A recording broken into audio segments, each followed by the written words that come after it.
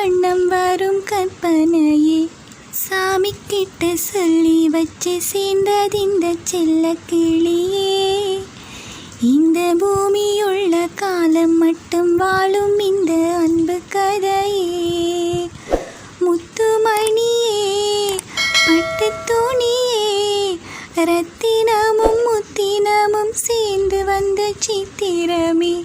சாமி கிட்ட சொல்லி வச்சு சேர்ந்ததிந்த செல்ல கிளியே.